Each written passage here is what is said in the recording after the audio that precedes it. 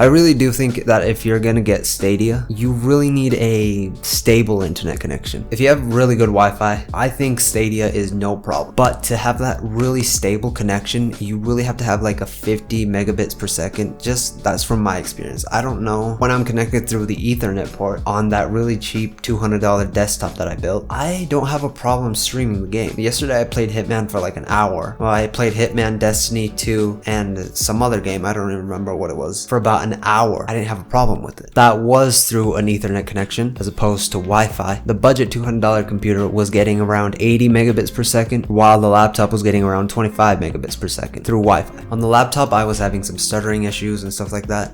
Especially on the Chromebook, that was unplayable. Even if you get like this $5 cable from eBay, it still runs better than Wi-Fi. I really wish it could play on this little laptop. This thing lasts like 8 hours. Maybe if there's another laptop that could run the game that's not too expensive, I would probably get it. So we are connected through Ethernet. Let's speed test this. So as long as I'm getting past 50, I think that's pretty good. 70. Okay, well, I do have the settings at, if you go over here to Stadia settings, I didn't even know this until I looked it up. And you can change your performance here to up to 1080p and up to 720. So I'm just going to try 720. Let's see how it works. Let's get into Cyberpunk 2077. I'm actually very excited for this game. I know nothing about it, so these headphones, don't want to bash on the company, but maybe I'll do a review. This is also why my hair is always so bad. I put the headphones in. The sound quality of these headphones is great. It's just the build quality is but let's not get into that. See, this is why my hair is always like this, because even if I do it. Okay, hopefully we can get into like actual gameplay for like 40 minutes.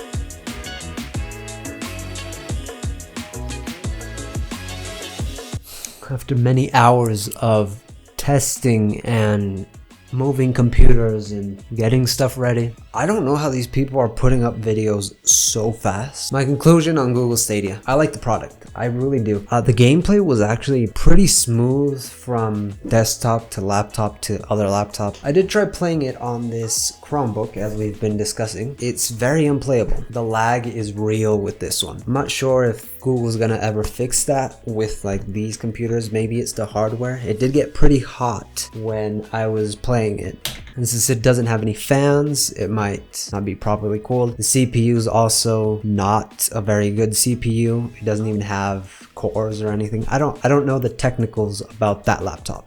Haven't really looked into them. All I know is it doesn't have Intel and it doesn't have AMD. Playing on a $200 gaming desktop, I don't know if you can get away with it with just the CPU. Should try that. Taking the graphics card out and just use the CPU might be a video in the future. But playing on the laptop, of course, it was pretty good. Some stutters here and there, a couple glitches. I'm gonna assume that's because of the game's just starting. It has a couple bugs, nothing to worry about. I do wonder if I get the Stadia controller, which I should be getting since I pre-ordered Cyberpunk, if it will cut the lag on Chromebook. I don't think it will, but the desktop plays it pretty well in 1080p, 60 frames per second. It plays it pretty well with an, say, average 80 megabits per second internet download. The laptop plays it pretty well, about 80 megabits also down. When I connect the laptop closer to the router, I get faster internet speeds, so I get 200 megabits per second down. I'm not gonna lie, the graphics aren't as good as probably getting the game and actually playing it on your system. Here are the minimum spec. Is a GTX 1660 Super with 12 gigabytes of RAM with an i7 4790 or